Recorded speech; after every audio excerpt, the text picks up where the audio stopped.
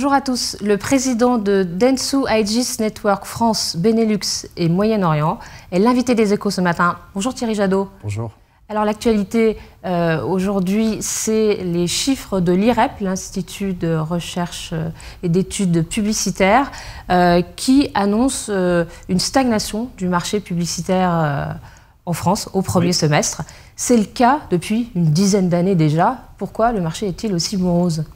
Le marché, en fait, il n'a pas grandi quasiment depuis la crise financière de 2008, ce qui fait que, rapporté au PIB, le marché publicitaire est en déclin.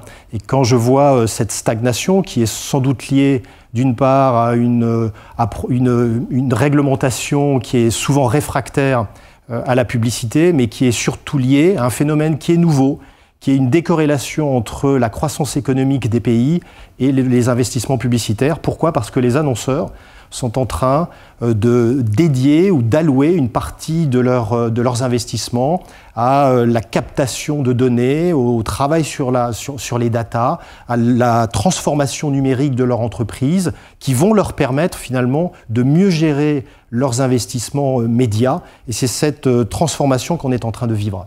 Alors vous connaissez tout ça par cœur parce que Dentsu, le groupe que vous dirigez en France, c'est un groupe japonais en fait. Oui. Vous dirigez la filiale française, c'est un groupe de communication qui gère l'achat d'espaces publicitaires pour le compte de médias, télévision, radio, Absolument. Qui fait du marketing digital ou de l'événementiel. Oui. Donc ça veut dire qu'en fait, si on écoute votre raisonnement, les annonceurs publicitaires aujourd'hui sont plus concentrés sur les développements vers la data, la donnée, plutôt que sur la communication sur les médias traditionnels. Alors je dirais que la donnée, elle a deux vertus. Elle permet de mieux connaître finalement son consommateur, et en connaissant mieux son consommateur, on sait lui adresser des messages plus en affinité avec ce qu'il attend.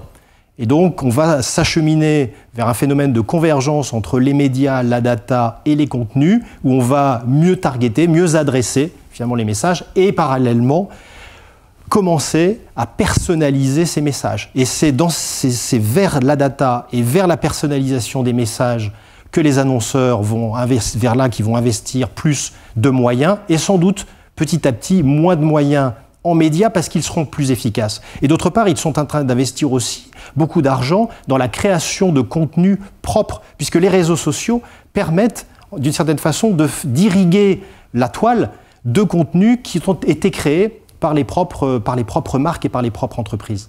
Alors l'autre phénomène qu'on voit beaucoup ces dernières années, c'est que en fait les GAFA, donc les géants du web, les Google, Facebook, s'octroient finalement l'exclusivité de la croissance du marché publicitaire.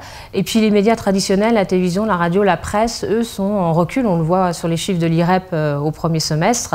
C'est un constat qui est quand même alarmant. Alors c'est un constat qui est finalement l'aboutissement de ce que je viens de raconter, c'est-à-dire qu'ils ont eux-mêmes une richesse qui est constituée des datas qu'ils possèdent, et c'est ces datas qui fait qu'ils peuvent s'adresser finalement à des gens qu'ils connaissent. Et puis il y a cette force qui est constituée par leur audience, puisqu'on parle de centaines de millions d'abonnés ou centaines de millions d'internautes sur ces plateformes, et c'est ce qui fait leur force. D'où la nécessité aussi de faire en sorte que les GAFA soient dans les mêmes conditions d'un point de vue fiscal que l'ensemble des autres acteurs du marché. Donc il est important de rééquilibrer cela. Il est aussi important pour les médias dits traditionnels. Alors tous ne sont pas en déclin, la télévision est stagnante, le cinéma progresse, etc. C'est plutôt la presse effectivement qui souffre. Et la radio. Et la radio. Mais d'où la nécessité pour ces acteurs dits du monde traditionnel ou issus du monde traditionnel de se regrouper, de travailler ensemble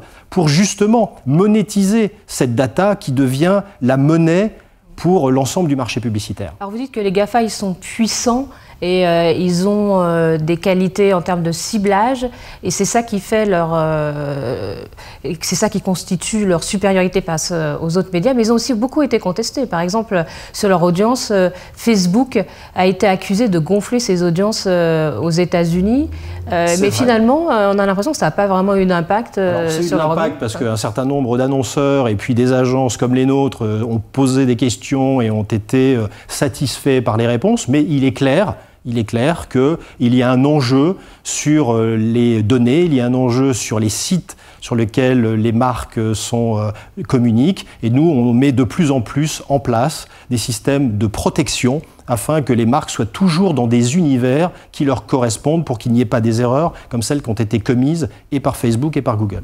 Thierry Jadot, que doit faire la télévision pour récupérer son leadership de premier support publicitaire qu'elle a perdu au profit d'Internet aujourd'hui? Je ne pense pas que la télé récupère jamais son leadership d'un point de vue publicitaire. Ils ont 30% de part de marché, quand le digital en a déjà 34%.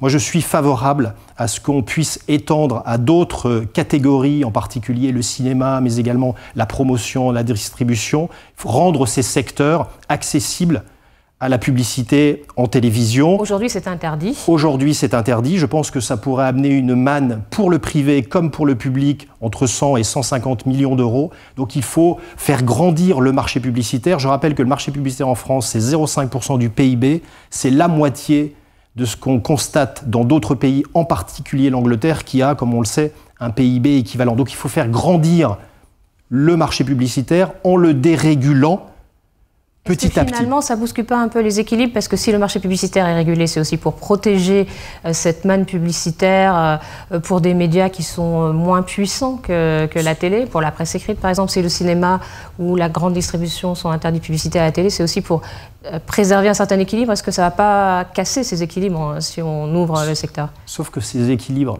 ont été conçus, élaborés dans l'ère pré-digitale.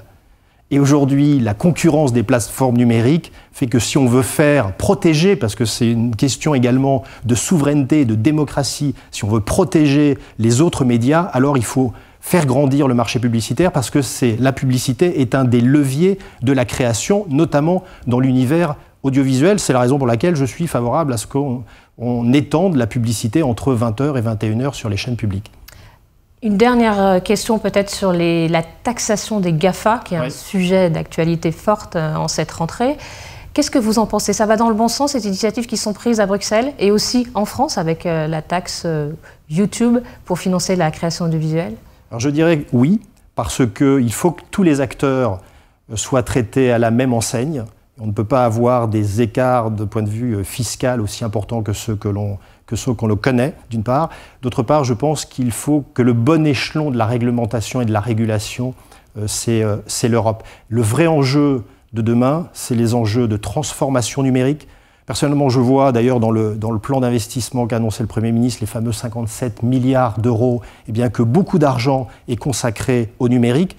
Beaucoup d'argent est consacré à la modernisation de l'administration, dans la formation professionnelle, également dans la modernisation des entreprises. Et à chaque fois, vous verrez, il y a un volet sur le numérique et un volet sur l'aide au changement culturel afin d'être le plus à l'aise possible avec ces outils numériques qui sont un formidable outil de transformation pour les entreprises. L'aide au changement culturel dans l'administration, notamment au sein même du gouvernement, en fait, pour s'approprier ces outils numériques, qui est un enjeu fort pour le gouvernement Macron, qui s'est positionné sur la modernité numérique depuis le début. Oui, parce qu'en fait, on est un petit peu arrivé à l'os. On peut toujours dire on ne va pas remplacer un fonctionnaire sur deux, mais on voit bien qu'il y a des administrations qui ne savent plus fonctionner avec moins de fonctionnaires.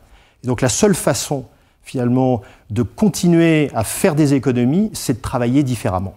Et travailler différemment, c'est ce qu'on fait dans nos entreprises. Et il est temps que les administrations travaillent différemment, et je suis convaincu que les outils numériques sont des leviers qui aident à travailler différemment, et c'est là qu'on va faire des gains de productivité dans l'administration. Merci beaucoup Thierry Jadot. Merci à vous.